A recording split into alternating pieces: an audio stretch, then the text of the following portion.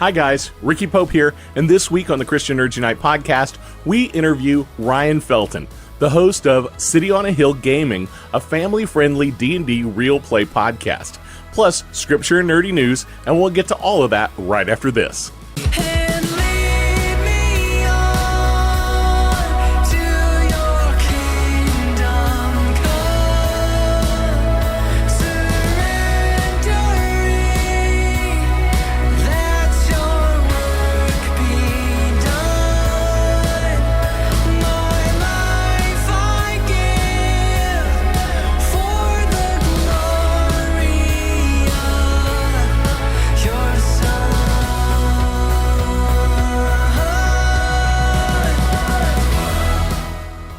Ryan Felton has become a friend of the show over the past 6 months or so, and I am excited to finally have him on the show this week to talk about tabletop role-playing games and real play podcasts.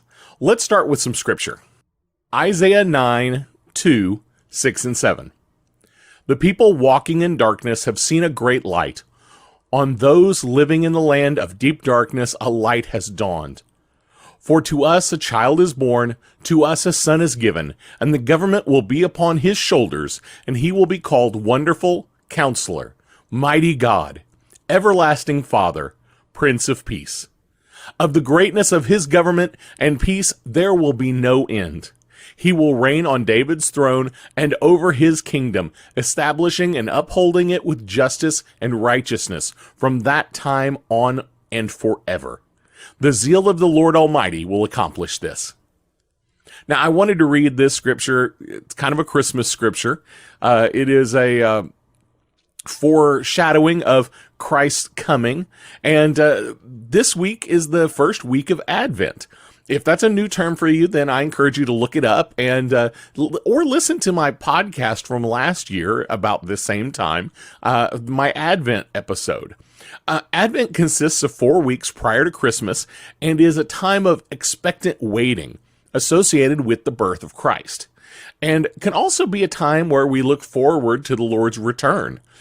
I pray that this Advent season you'll focus on who Jesus is and his coming kingdom, as I do. Well, not a lot of nerdy news this week, but there were a couple of things of note recently that we have not yet discussed. So, showrunner and producer Jack Schaefer is returning to the Marvel Universe with a new Disney Plus show called Vision Quest, or at least that's the expectation of it being called Vision Quest. The show is said to follow the new white version of Vision, following the events of WandaVision. Paul Bettany will be returning to play the Vision. Based on reports, this is currently in the writing stage, so much could change between now and production time. Ryan Reynolds is currently in pre-production on the third Deadpool film, but in a recent interview, Reynolds said he and the writers of Deadpool 1 and 2 wrote a full Deadpool Christmas movie that hasn't been made yet. It was lost in the movement from Fox to Disney. He said that he would love to see a song and dance number in a Deadpool movie. There's still no information on how or if the upcoming Deadpool 3 will fit into the MCU. We will have to wait and see. Hopefully we will get a lot more information about that just after the first of the year. I found Ryan Felton and the City on a Hill Gaming Real Play podcast about 18 months ago while I was looking for a Christian or family-friendly Dungeons & Dragons real play podcast. I was investigating tabletop role-playing games at the time, and I wanted to hear some people really playing the game. This episode, we take time to discuss how he got into tabletop role-playing games and why City on a Hill came to be as it is. We talked so long, I decided to split this up into 2 episodes. Now, let's get right into our interview with Ryan Felton. Ryan Felton, it is so good to have you on the Christian Nerds Unite podcast today. Hello, sir. Thank you for having me. And I am excited. You are excited. That's fantastic. Yes. So I came across you when I was kind of reinvestigating tabletop role-playing games, probably about a year and a half, maybe 2 years ago.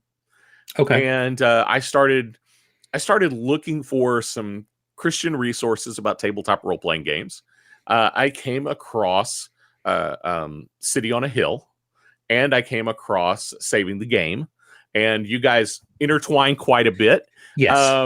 I had actually been looking for a real play podcast with some Christian ideas.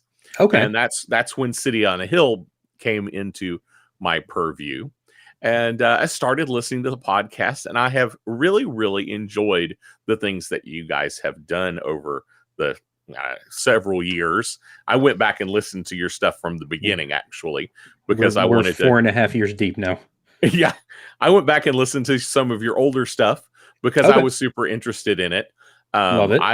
I had done some tabletop role playing games, way back when I was in high school, some in college, and then got married and kind of left it all behind and was kind of picking it back up. And that's where I ran into your stuff. Okay, but I've wanted to have you on the show for some time, and I'm so excited to finally have you here. I appreciate you inviting me, and it's good to know. I don't normally know where people find us necessarily. In conjunction with Saving the Game makes a lot of sense. We at some point kidnapped them, and they just belong to us now. Yes, because they Peter and Grant are still show. On the show, yes. Still on your show, but yeah, they don't have Saving the Game going forward anymore. Correct. Their backlog is still online. They have left that hosted and up, but they just kind of all, because at that point it was Peter, Grant, and Jenny, because they had a different co-host earlier on. I think a young man named Brandon. Yeah. But Peter, Grant, and Jenny had just kind of all hit a point, I think, during COVID where life just got to be a bit too much. And so they kind of ended Saving the Game. Ultimately, Jenny stopped, recording with us for City on a Hill. I'm hoping to get her back for at least something here soon. The profession of librarian is not fun during a pandemic, and that took a real toll on her schedule. So we lost Jenny for a while. But yeah, we kind of absorbed them inadvertently. I reached out to them because I needed more players after season 1.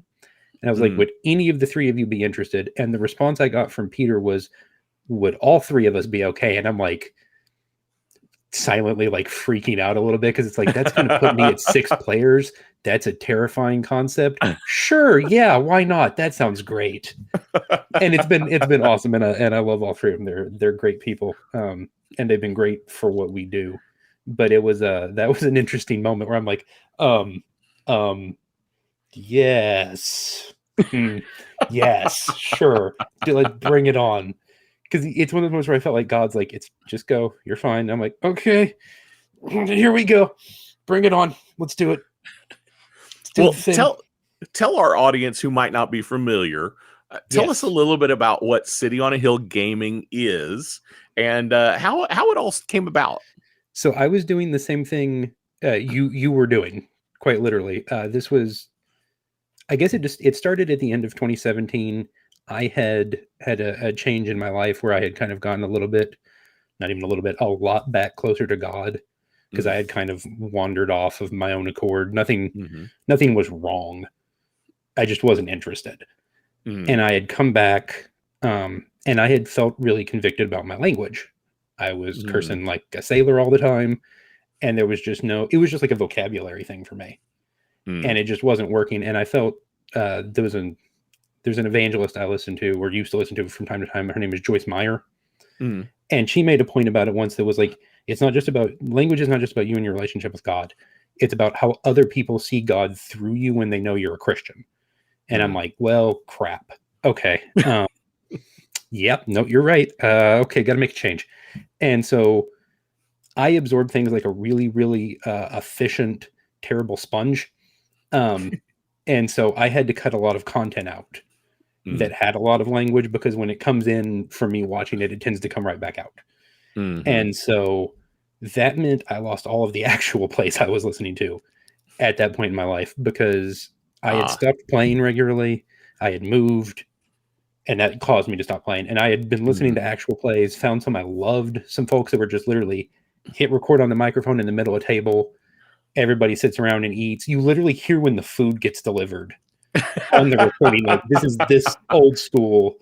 Yeah. that long ago in the podcast days. Pizza's here. Pizza's here. Okay. And there's literally a pause and then the recording picks back up, but they don't cut anything out. But it felt real and I appreciated that because that's how my game group went. Yes. Oh, hold on. The pizza's here or the whatever. Yeah. So it felt very real to me, but I had to let those go. And I did the same thing you did. It was New Year's Eve. I'm sitting at work. It's like just after midnight. So I guess it's New Year's Day at that point, 2018. And I'm looking for family-friendly actual plays, but I was very particular about also looking for one that was faith-based. Mm-hmm. And I found the same thing you found. I found Saving the Game, Mm-hmm. but they weren't playing. Right. They did not have the bandwidth to do that on top of everything else. And I didn't find anyone that was. And I felt like God was just nudging me. It's like, so do it. Mm-hmm. And I'm like, okay. And I reached out to some friends and I was very specific. I was like, I didn't even necessarily want people that knew a lot about tabletop games or basically had any experience playing. I wanted people that would do family friendly on purpose with me. Oh yeah. And that's where we started, and it's just kind of gone from there. And the cast has changed. We literally have no one at this point who was there for session 1. Oh wow, really? Daniel joined us, I think, 2 or 3 sessions into the first season. He just schedule-wise wasn't there the first couple of times. And he's the longest running person there with us. Ben joined at the end of season 1, and he's still there. But William left at the end of season 3. He was the first, the longest running one up until that point. But yeah, we're 2 sessions into season 4. So 4 episodes, I think, have aired, or 3, and I still need to upload something next week. One or the other. I'm not sure which. I actually need to check my listings for that. Because I had to do a temporary thing to fill in last week. We're getting ready to record some more. I now have 7 players because I can't stop myself. And we went back to, there's a little more spread out, a little more diversity. We have women in the group again because we had women in season 1 and 2, and then didn't for season 3. We do again for season 4. Andrea, who is a webcomic artist by hobby and I won't say profession. She's an artist by profession, but she's a webcomic artist. And then Shanine, who is most well known for Hoot and Howl. Okay, yeah. And does a bunch of podcasting. They both joined us. My friend Greg, who I met through Saving the Game, joined us. And yeah, we're back to 7 players and just as much, if not more, nonsense. Sort of, I refer to us as not so much an actual play podcast, but more of a nonsense factory. Because that just seems to be what we do. We just do nonsense and people enjoy it. So whatever, that's fine. But that seems to be our sort of, we're very intentional. I'm not, because I'm not good at it, but the majority of people who have on our show are very intentional about making puns. And yes, I was going to say your show is very punny. Gosh, man. Yes, exactly. No, it's awful, and I personally don't even like it a lot of the time. But I appreciate the consistency and the talent, and it is funny. And a lot of the times it's my fault because I'll say something. You set them up. Not on purpose. It is definitely like, you just threw that softball right up there for them to knock out of the park. That was my whole mistake. I think 3/4 of season 1, the main enemy was a group of merfolk. Or maybe that was season 2. I can't remember which. But basically, whichever season that was, it was season 1. The rest of that season was just fish jokes. Yes, lots of fish puns. I remember listening. Ones you would never think of. And I'm just like, I'm disappointed and proud of you, which is an impressive combination. Good. I remember I used to work with special ed kids, and we had one young lady who managed to take one of my coworkers, and this was an elementary school age child. She takes one of my coworkers who is in college and manages to somehow like hip toss him and pin him on the ground. Oh, wow. And I'm simultaneously, and I'm like, and she just looks at me like she's waiting for me to count the pin like it's a WWE pay-per-view. And I'm like, what? I'm both really proud of you and immensely disappointed and concerned. And I don't know which one I should reflect to you as the adult in this situation. But there you go. That's what happens a lot with us on City. It's this is just so you know, that's a lot like parenthood. Okay, good. Your children do something ridiculous, and you desperately try not to enjoy and laugh about it because That's you encouraging. need to tell them never ever do this again. That's not acceptable. As hysterical Stop it. as it is. Yes, Perfect. that is Good. That is Well, at least what I'm getting parenthood is experience like. now. That's Yes, good. so I love to see it. No, and you're ahead of the game. that's just sort of what we do, and it doesn't matter. It doesn't seem to matter who I have, even if I have special guests. We get the exact same level of nonsense. So, and by the way, you are welcome to join us in the future. We do a lot of it basically never happens in the main game, but we do a lot of special content on the side in a variety of systems. I would love to join in sometime. I feel like you would fit in really well in a Roll for Shoes game, which is something I'm going to have to introduce you to, but I think you'll enjoy it. It's a special breed of nonsense that it feels very us. Okay. I'm not familiar with Roll for Shoes. Oh, it's a monster of a game that has a grand total of 6 rules. Hey, I like, but it's great. Rules light is kind of an interesting idea. It is the definition of rules light. It is very much the within reason, of course. Very much the sort of the stage comedy yes and idea of tabletop RPGs. Nice. There's really not a lot of opportunity for me to say no as long as you're successful. We just have to figure out where the nonsense makes something that resembles sense and keep moving. Yes. That Roll for Shoes is phenomenal like that. And it's the kind of thing where you don't even have to really have a starting point. You can literally make it up as you go. I have a list of like 15 Roll for Shoes scenario ideas, each of which at the longest are 3 lines long. And I could probably run them with no other prep, technically speaking. Nice. Because it's that open and fluid a system.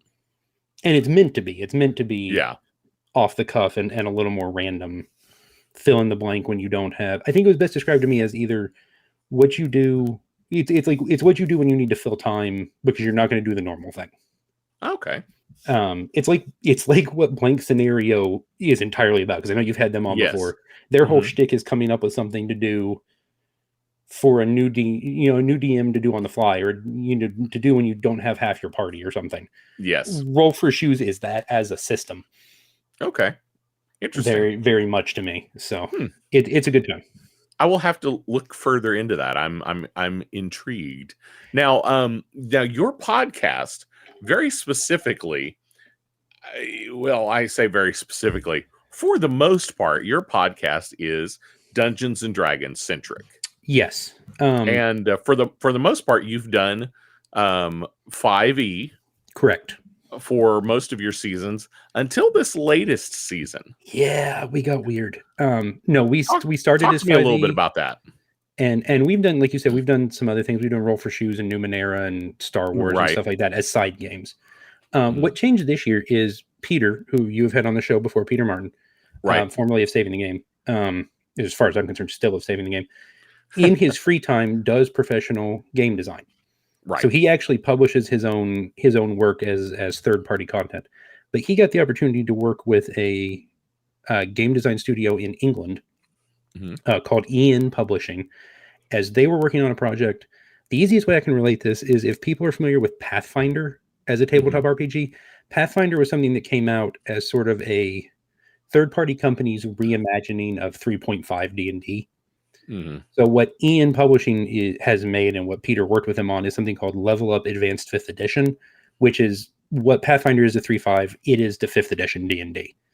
It's sort of this group's reimagining based on what is open source, open license, kind of reimagining, reworking of things. And we were talking about, maybe doing something with it when it was going to be coming out of Kickstarter and whatever. And ultimately it just became kind of a discussion of, do we just want to move to this? Because we had already kind of moved a little bit away from core 5th edition to kind of the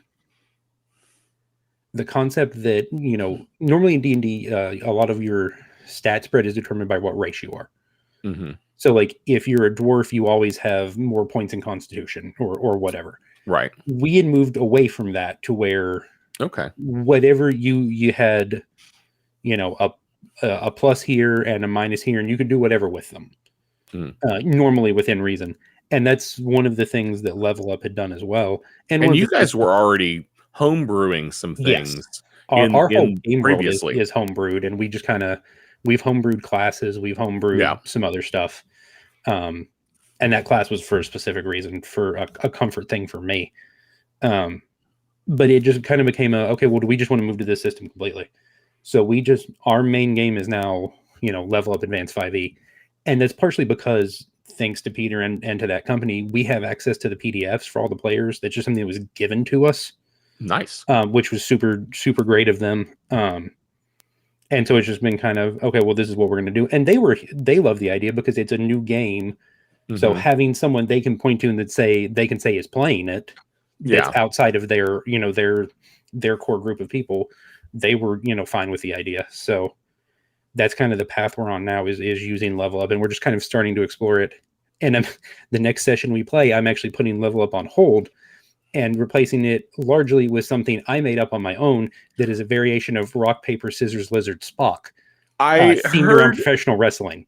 I heard this. I was listening to the episode, this most recent episode, and I heard you say that. Yes. And I was like, okay. Because there is actually a wrestling role-playing game. I think and at first I thought, yes. Are you going to go there? And then you said rock, paper, scissors, and I was like, so what happened was I had an idea for like a bit, like a real short bit, and it turned into a whole thing. So I have taken, so there's rock, paper, scissors. There's rock, paper, scissors, lizard, Spock. Yes. And then there's larger versions past that that you can find charts for online. I took a rock, paper, scissors, lizard, Spock chart and recreated it from the ground up based on various categories of professional wrestling moves. Okay. Presented it to a group of professional wrestling fans I know, and was like, does this at all make sense? And then that's what the party's gonna take control of NPCs, and the party is currently on a ship, a naval vessel, and every voyage the crew has a professional wrestling night on the ship, and the party is going to be in charge, is going to be controlling the crew in their wrestling matches. This was all just because I had this idea of like doing a professional wrestling announcing thing in the middle of one of the sessions, and I'm like, no, we can do this, and then this turns into a whole lot of nonsense, which is how my mind works. But yeah, so we're just abandoning everything we know for something I made up in an hour. So if the episode goes really well, you need to publish a rules light version of this somewhere. Yes. And if it goes awfully, I still need to at least post all the documentation online so people can try my nonsense. Whichever happens is fine. That sounds great. I think no matter what happens, it should be funny. And if I learn real quickly it's not, I can pivot partway through and it'll be fine. So gotcha. I named a bunch of the crew of the ship is actually based off of different professional wrestlers. And I'm curious to see if people recognize who is who. And then I'll explain at some point who is who. But I spent the majority of the time actually figuring those out, which I'm not proud of. But I feel like I put good effort into there's some deep cuts there for folks, and I'm excited about it. Well, now your show, your sessions, for the most part, are kind of the creation of your mind. Yes. You are doing, and this is a question I ask a lot of people when we talk about tabletop role-playing games. There are people who really, like my DM, just loves to use scenario books that are pre-written. Yeah. It makes things easier for him.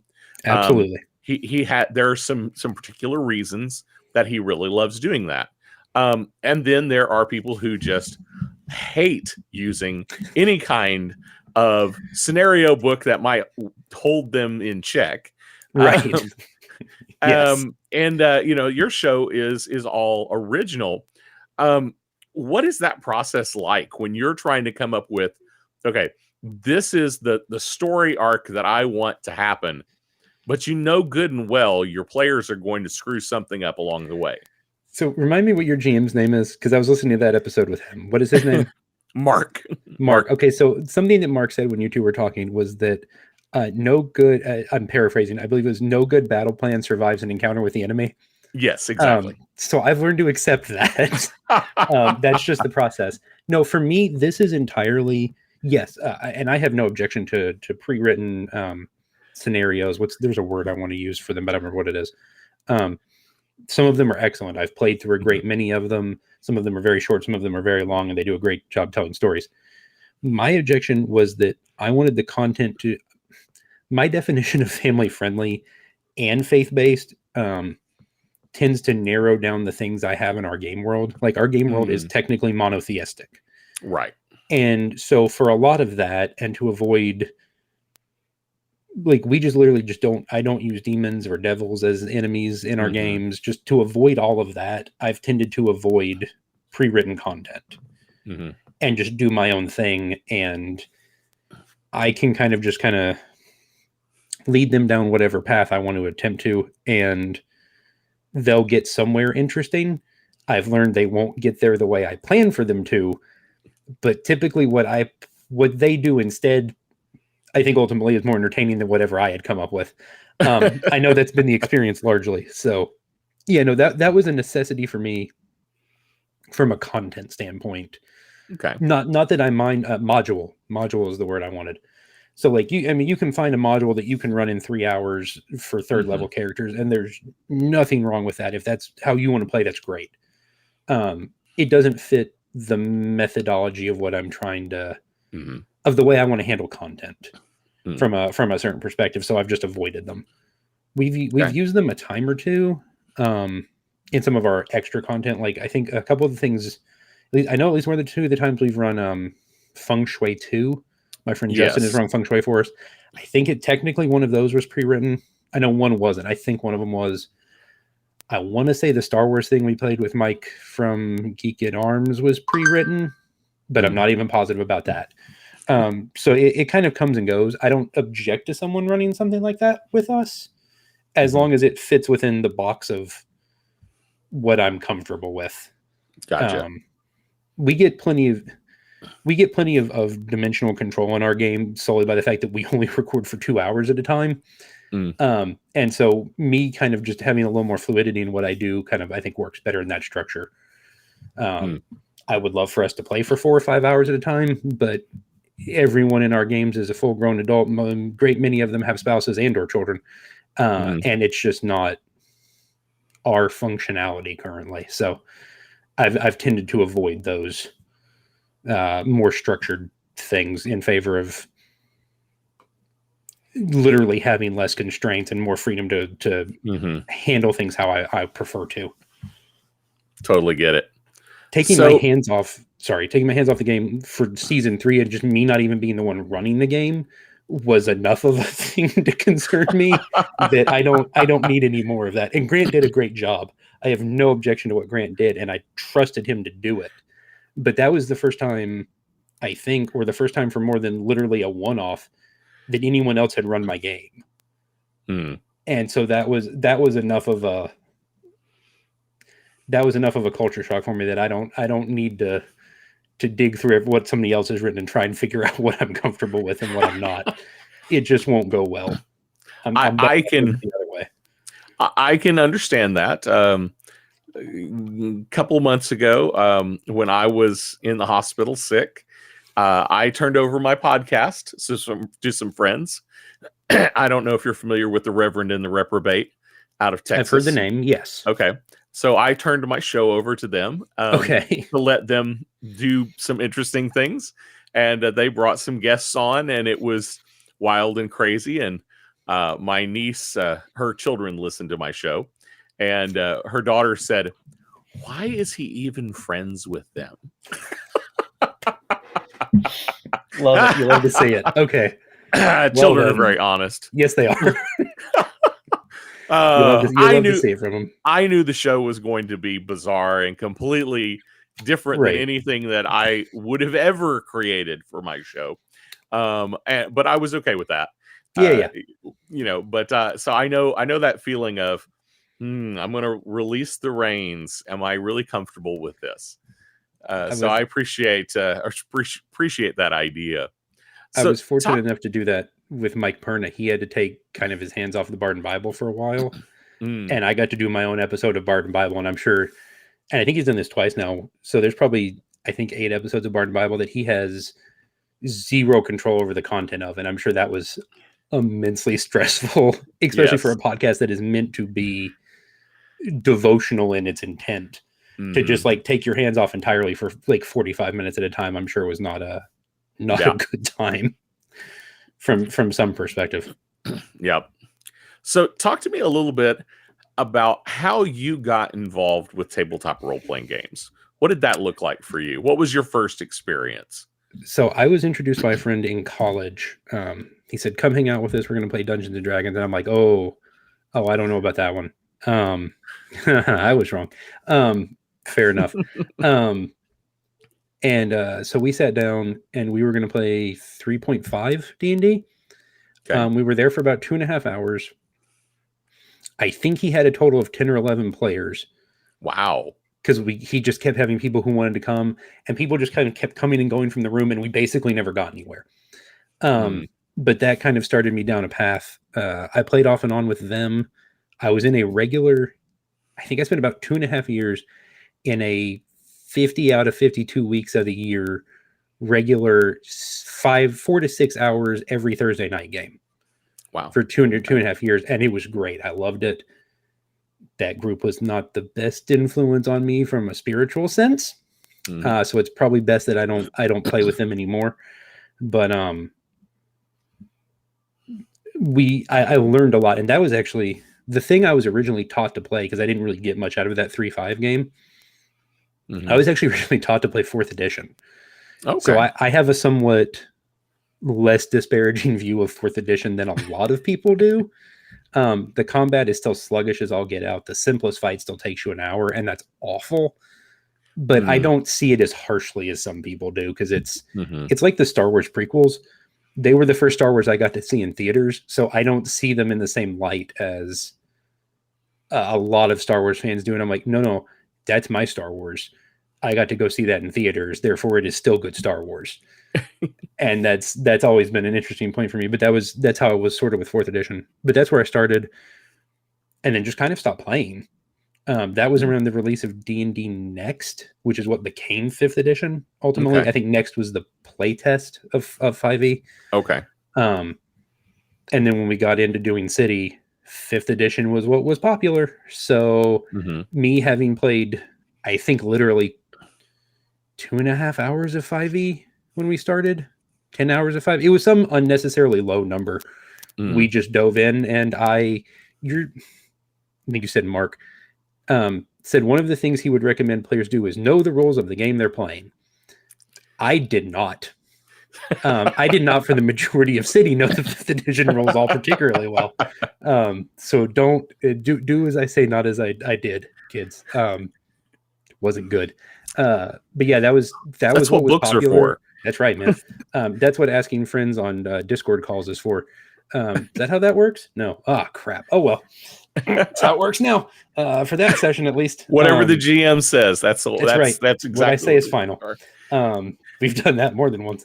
Yes. Not always a positive thing, but yeah, that was what people were doing. So that's what I jumped in on, and we played probably 5 or 6 different systems at this point across the whole show. But yeah, we're technically a D&D or D&D rework podcast. I stopped calling us a Dungeons and Dragons actual play podcast at some point, and just went with tabletop RPG podcast, because we do a variety of things. But yeah, that's where I got in, and that's sort of where we got in for Steady, was 5e, what everyone was talking about.